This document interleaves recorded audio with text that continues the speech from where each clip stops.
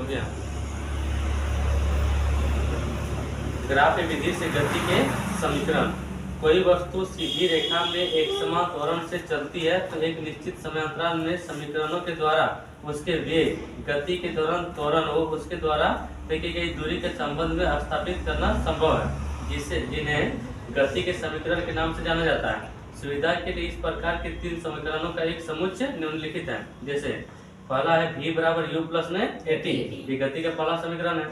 s बराबर ut plus half at square, ये गति का दूसरा समीकरण है। 2as बराबर b स्क्वायर माइनस में u स्क्वायर, ये गति का तीसरा समीकरण है। गति का समीकरण कौन दिया था? गैलीलियो ने। गति का समीकरण दिया था किसने? गैलीलियो ने दिया था। गति का नियम दिया था कौन? न्यूटन। तो गति का समीकरण जो पहला समीकरण है v बराबर u प्लस at, किसके किसके बीच संबंध दर्शाता है? वेग और समय के बीच में। दूसरा समीकरण s बराबर ut plus half at square किसके किसके बीच संबंध दर्शाता है? स्थिति और समय के बीच। तीसरा समीकरण 2as बराबर v square minus u square किसके किसके बीच संबंध दर्शाता है? वेग और स्थिति के बीच। जहाँ u वस्तु का प्रारंभिक वेग है जो कि t समय के लिए एक समान त्वरण a से चलती है, v अंतिम वेग है तथा t समय के वस्तु के द्वारा ली गई दूरी s है। समीकरण 8.5 वेग एवं समय के संबंध में व्यक्त करती है तथा समीकरण 8.6 समय और स्थिति के बारे में, यानी पहला समीकरण वेग और समय, दूसरा में स्थिति और समय और तीसरा में वेग और स्थिति। और वेग समय के लिए समीकरण, वेग समय संबंध के लिए समीकरण v बराबर u प्लस at जो पहला समीकरण है वही है वेग समय संबंध के लिए समीकरण। कोई वस्तु जो कि एक समान त्वरण के साथ चलती है उसके वेग समय ग्राफ को ले जैसा कि चित्र 8.8 में प्रदर्शित है। चित्र 8 इस ग्राफ से आप देख सकते हैं कि वस्तु का प्रारंभिक वेग u और यह t समय से बढ़कर v बिंदु b हो जाता है। वेग एक समान दर से a के साथ परिवर्तित होता है। उसके बाद चित्र 8.8 में बिंदु b से दो लंब BC एवं BE क्रमशः समय तथा वेग अक्षों पर खींचे गए प्रारंभिक वेग OA के द्वारा अंतिम वेग BC के द्वारा समयांतराल T और C के द्वारा प्रदर्शित किया गया है। यानी BD बराबर BC माइनस CD, ये क्या है? समयांतराल जो T में वेग में परिवर्तन को दर्शाता है। अब OC के समांतर AD रेखा खींचे। ग्राफ से हम पाते हैं कि वेग समय ग्राफ से वस्तु के त्वरण को व्यक्त किया जा सकता है। यानी वेग समय ग्राफ से किसको दर्शाया जा सकता है? वस्तु के त्वरण को दर्शाया जा सकता है। यानी त्वरण a बराबर वेग में परिवर्तन को लिया गया समय होता है। उसके बाद समय स्थिति संबंध के लिए, यानी दूसरा समीकरण s बराबर ut प्लस हाफ at समीकरण। मान ले कि वस्तु ने एक समान त्वरण a से t समय में s दूरी तय की। चित्र 8.8 वस्तु के द्वारा तय की गई दूरी वेग समय ग्राफ AB के नीचे घिरे क्षेत्र OABC द्वारा प्राप्त की जाती है। इस प्रकार वस्तु के द्वारा तय की गई दूरी S निम्न प्रकार व्यक्त की जा सकती है। जैसे S बराबर OABC का क्षेत्रफल जो एक समलंब है और आयत OABC का क्षेत्रफल प्लस में त्रिभुज ABD का क्षेत्रफल। यानी आयत का क्षेत्रफल क्या होता है? लंबाई गुना चौड़ाई और त्रिभुज का क्षेत्रफल आधार गुना ऊंचाई। OA बराबर U यानी प्रारंभिक वेग, OC और AD वो दोनों T में है। BD बराबर क्या है? AT। मान रखने पर हम पाते हैं कि S बराबर जो होता है U into T plus half into T into AT, यानी S बराबर UT plus half AT square. अब गति का तीसरा समीकरण v स्क्वायर बराबर u स्क्वायर माइनस 2as वेग स्थिति संबंध के लिए समीकरण। चित्र 8.8 में प्रदर्शित वेग समय ग्राफ से वस्तु के द्वारा एक समान त्वरण a से t समय में तय की गई दूरी s को ग्राफ के नीचे समलंब चतुर्भुज OABC द्वारा घेरे गए क्षेत्रफल द्वारा प्रदर्शित किया गया है।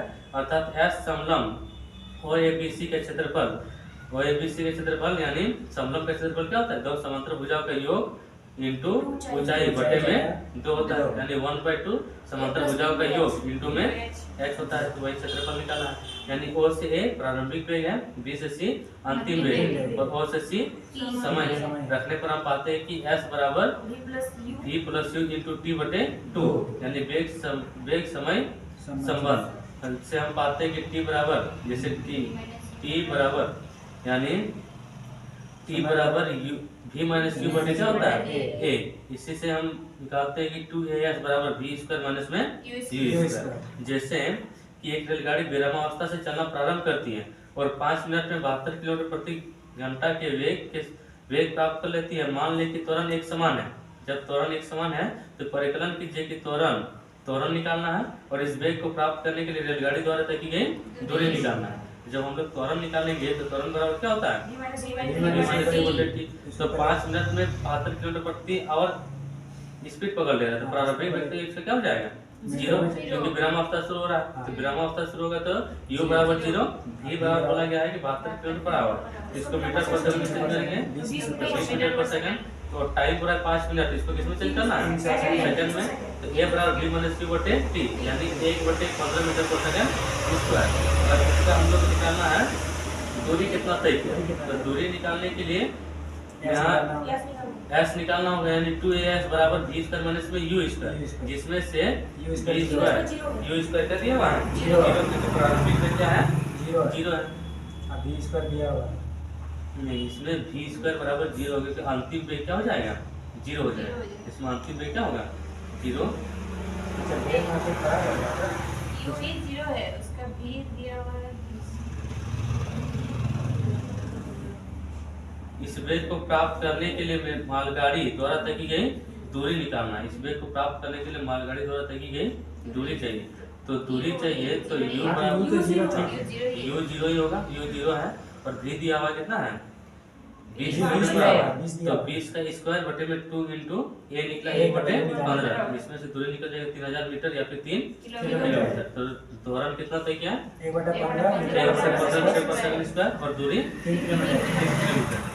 नेक्स्ट क्वेश्चन में दिया हुआ है कोई कार एक समान रूप से त्वरित होकर 5 सेकंड में 18 किलोमीटर प्रति घंटा से 36 किलोमीटर प्रति घंटा की गति प्राप्त कर लेती है।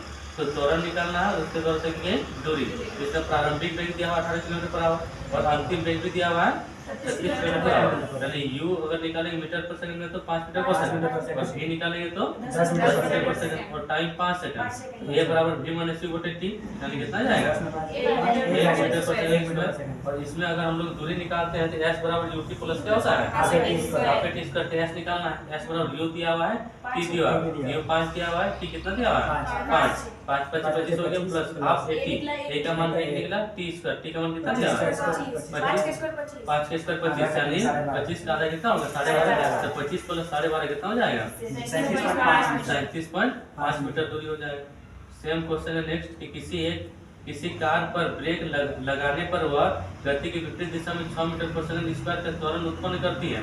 यदि कार ब्रेक लगाए जाने के बाद रुकने में 2 सेकंड का समय लेती है तो उतने समय में तय की गई दूरी की गणना करें। यानी दूरी निकालना है। इसमें हम लोग को पहले प्रारंभिक वेग नहीं पता, तो ब्रेक मारा तो अंतिम वेग भी हो जाएगा, लेकिन प्रारंभिक वेग नहीं पता। तो प्रारंभिक वेग निकालते हैं। ये बराबर दिया हुआ है, वो भी जब विपरीत दिशा में हो रहा है तो विपरीत दिशा में तो माइनस हो जाएगा 6 मीटर प्रति सेकंड। इसका टाइम दिया हुआ है 2 सेकंड। यहाँ से v बराबर u प्लस a t से हम लोग क्या निकाल सकते हैं u निकाल सकते हैं। हो जाएगा तो 0 बराबर u प्लस माइनस 6 का होल स्क्वायर इनटू 2। तो u बराबर कितना गया 12 मीटर पर सेकंड। हम लोग को दूरी चाहिए तो दूरी बराबर s बराबर u प्लस s बराबर u। प्रारंभिक वेग क्या दिया 12 निकला इंटू 2 सेकंड है इंटू हाफ ए का मान माइनस ए इंटू में समय दिया हुआ कितना है 2 सेकंड। तो यहाँ प्लस की जगह माइनस हो जाएगा क्योंकि त्वरण कितना है माइनस में 24 माइनस 12 बराबर 12 मीटर। अतः कार रुकने से पहले कितना मीटर दूरी तय की 12 मीटर। अब देखो क्या आप इस महत्व को समझ सकते हैं कि चालक सड़क पर गाड़ी चलाते समय दूसरी गाड़ी से दूरी बनाए क्यों रखते हैं दूरी बनाए क्योंकि ब्रेक मारने के बावजूद क्या होता है वो विस्थापित हो जाती है किसी कारण। उसके बाद एक सामान्य वृत्तीय गति में है जब वस्तु वेग में परिवर्तन होता है। जब वस्तु के वेग में परिवर्तन होता है तब हम कहते हैं कि वह वस्तु त्वरित हो रही है। जब वेग में परिवर्तन होगा तो क्या हो रही है त्वरित हो रही है। वेग में यह परिवर्तन वेग के परिमाण या गति की दिशा दोनों के कारण हो सकती है। यानी वेग में परिवर्तन दोनों की दिशा में हो सकती है, या तो परिमाण भी या दिशा में। क्या आप एक उदाहरण के बारे में सोच सकते हैं जिसमें एक वस्तु अपने वेग की परिमाण को नहीं बदलाती परंतु अपनी गति की दिशा को बदलाती है, जैसे वृत्तीय गति हो जाए। वृत्तीय गति। किसी बंद पथ मार्ग पर एक वस्तु की गति का उदाहरण ले, जैसे चित्र 1.9 में किसी एथलीट धावक को एक आयताकार पथ ABCD का अनुदिश दर्शाता है। माना एथलीट पथ के सीधे भागों AB, BC, CD और DA पर एक समान चाल से दौड़ता है। अपने आप को पथ पर बनाए रखने के लिए कोनों पर वह शीघ्रता से अपनी चाल बदलता है। एक चक्कर पूरा करने में उसे कितनी बार अपनी गति की दिशा बदलनी पड़ेगी? 4 बार। 4 को नाम है 4 बार। यह स्पष्ट है कि आयताकार पथ पर एक चक्कर लगाने में के दौरान उसने 4 बार अपनी गति की दिशा को बदलना होगा। जैसे अगर आयताकार पथ रहेगा तो 4 बार, षटकोणीय पथ रहेगा तो 6 बार, अष्टकोणीय रहेगा तो 8 बार और वृत्तीय पथ रहेगा तो इसमें 4 में हर परिवर्तन नहीं जगह होगा। सिर्फ किसमें परिवर्तन होगा? दिशा में परिवर्तन। दिशा। एक एक एथलीट धावक को अगर किसी वृत्तीय पथ में दौड़ रहा है तो उसके चाल में परिवर्तन नहीं होगा, नहीं सिर्फ होगा। किसमें होगा? दिशा में दिशा परिवर्तन होगा। अब मान ले कि एथलीट आयताकार पथ के स्थान पर षटकोण पथ ABCD के अनुदिश दौड़ रहा है, जैसे कि चित्र इतना में दर्शाया गया है। ये तो हम लोग देख लिए। अब देखो, अगर एक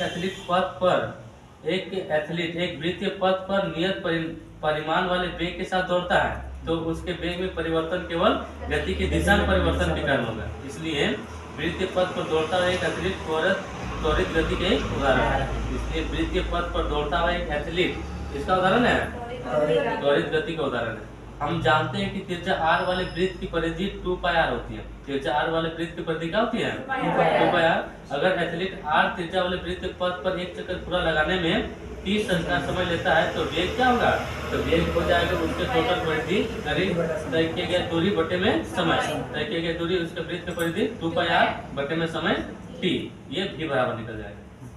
जब एक वस्तु वृत्तीय रास्ते एक समान चाल से चलती है तब उसकी गति को एक समान वृत्तीय गति कहा जाता है। जब एक वस्तु वृत्तीय रास्ते पर एक समान चाल से चलती है तो उस गति क्या कहेंगे?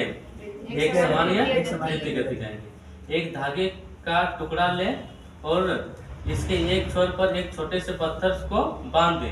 धागों के दूसरे छोर को पकड़कर पत्थर को वृत्तीय पथ पर नियत चाल से घुमाएं, जैसे कि इसमें दर्शाया गया है।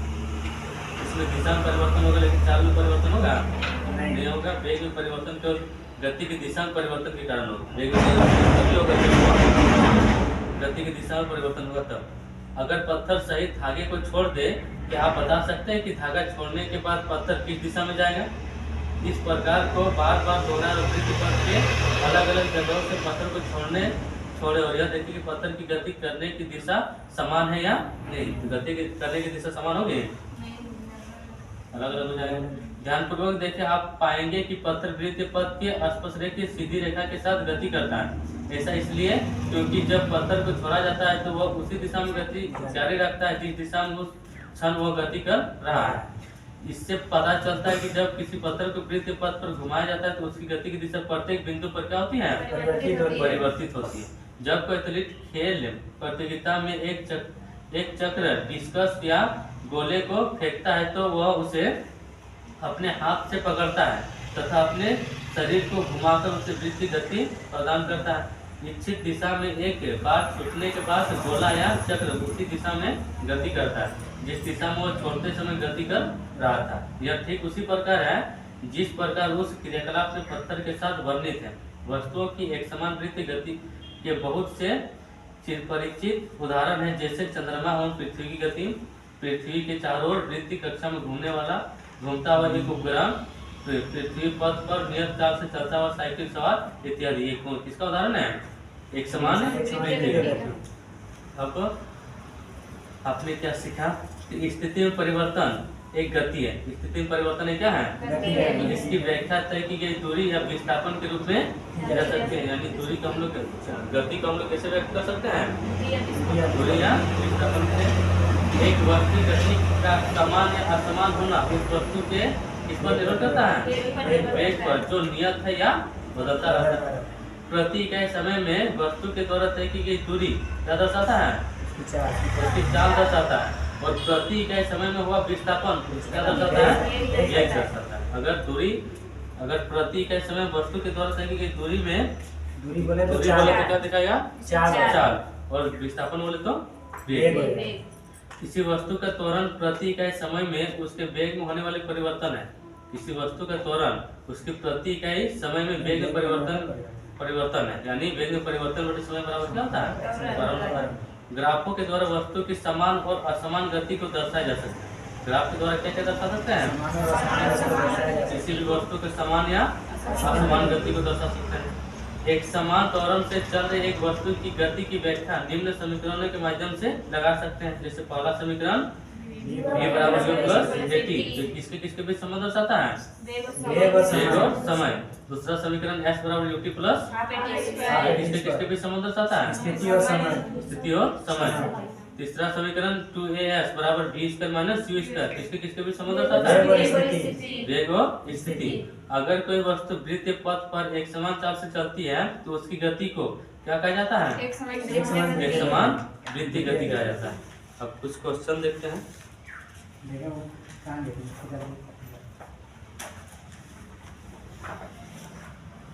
बताना है कि कोई कण त्रिज्या r के वृत्ताकार पथ में गमन कर रहा है। अर्धवृत्त पूरा करने के पश्चात इसका विस्थापन कितना होगा?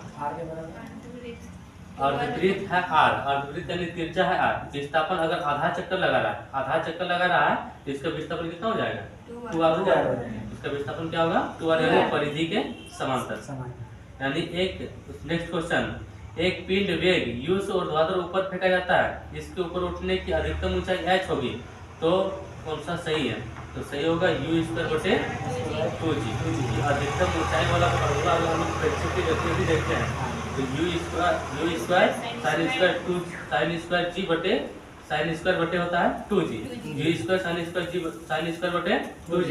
अधिकतम ऊंचाई फेंकने के लिए किसी वस्तु को ऊर्ध्वाधर फेंकना होगा, यानी 90 डिग्री में। तो साइन 90 के बटे कितना होता है? 1 होता है। इसीलिए साइन 90 घटा देंगे 1 तो u स्क्वायर बटे क्या हो जाएगा?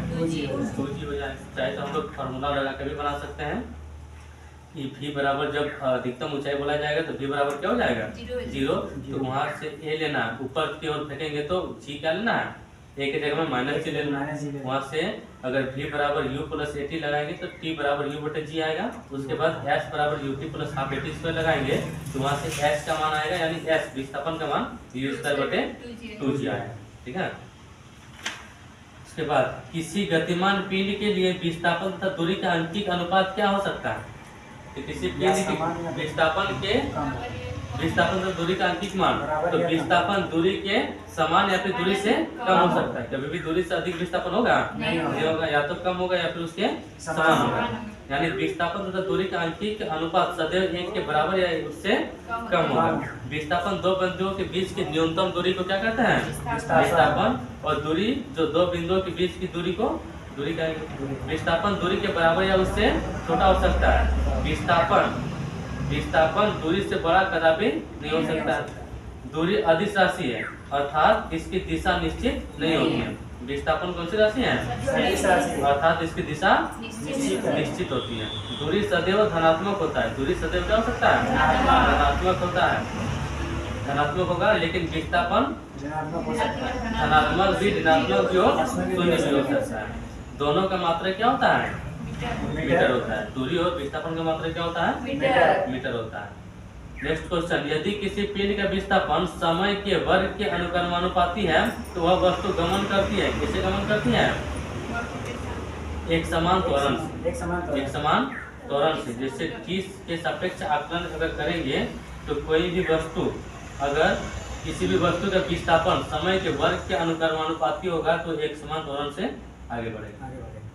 उसके बाद दिए गए v t ग्राफ से यह निष्कर्ष निकलता है कि पिंड तो t के समांतर है 4, तो एक समान वेग हो जाएगा। एक समान क्या हो जाएगा? वेग। यानी समय के समांतर अगर वेग रहे तो क्या होगा? एक समान वेग। नियत चाल होगा। मान लीजिए कोई लड़का 10 मीटर पर सेकंड की नियत चाल से चल रहा है। मेरी को राउंड झूले पर सवारी करने का आनंद ले रहा है। इसमें ज्ञात होता है कि वो लड़का, देखो कि मान लीजिए कोई लड़का 10 मीटर पर सेकंड की नियत चाल से चल रहा है। मेरी को राउंड यानी वो कौन सा गति में घूम रहा है? तो वृत्तीय गति में गो राउंड है। झूले पर सवारी करने का आनंद ले रहा है। इससे ज्ञात होता है कि वह त्वरित गति में कि एक समान त्वरित द्वितीय गति एक त्वरित वृत्ति गति ही क्या कहलाता है? त्वरित गति कहलाता है। ये किस गति में होगा? त्वरित गति। यानी लड़की की चाल नियत है, उसका 10 मीटर पर सेकंड है, ये क्या हो जाएगा? त्वरित गति, क्योंकि हर पॉइंट पर इसका वेग क्या होगा? अलग। V into T ग्राफ घेरा गया ग्राफ क्षेत्रफल किसी भौतिक राशि को निरूपित करता है जिसका मात्रक क्या है? V into T बराबर क्या होता है? विस्थापन होगा। विस्थापन का मात्रक क्या होता है? मीटर हो जाता है। विस्थापन का मात्रक metre. 4 A B C D किसी समतल सड़क पर गतिमान कर रही हैं, इनके दूरी समय ग्राफ में दर्शाए गए हैं। सही कथन सुनिए। इसमें बोला गया पहला A की चाल कार D से अधिक है। A की चाल D से अधिक नहीं है, D की चाल अधिक है कार A से। कार B सबसे धीमा है, कार B सबसे धीमा है, यही सही है। ये सबसे नीचे सबसे धीमा, समय भी ज्यादा ले रहा है, स्पीड दूरी भी कम जा रहा है, यानी इसका स्पीड क्या है? कम है, इसका स्पीड कम है। फिर चित्र का कौन सा ग्राफ एक समान गति का सही निरूपित करता है? एक समान गति का सही निरूपित कौन करेगा? जो समय के साथ दूरी में परिवर्तन होगा, समय के साथ एक समान दूरी में परिवर्तन होगा, उसी को एक समान त्वरण कहेंगे। उसके बाद वेग समय ग्राफ की प्रवणता क्या प्राप्त होता है? वेग समय ग्राफ से हम लोग क्या मिलता है? त्वरण मिलता है। वेग बटे समय ग्राफ क्या होता है? त्वरण। यानी वेग स्थिति परिवर्तन की दर अर्थात समय के साथ विस्थापन की दर वेग कहलाता है। यानी v बराबर 1 सेकंड बटे 1 टाइम। तो वेग समय ग्राफ की प्रवणता को क्या किससे प्राप्त करते हैं? क्या प्राप्त करते हैं उससे? त्वरण। नीचे दिए गए प्रकरणों में से किसमें चली गई दूरी तथा विस्थापन के परिमाण समान होता है? तो दूरी और विस्थापन का मान कब समान होगा? जब कोई वस्तु एक सीधी रेखा में गमन करेगा तो चली गई दूरी और विस्थापन का मान क्या होगा? एक समान हो जाएगा। ठीक है।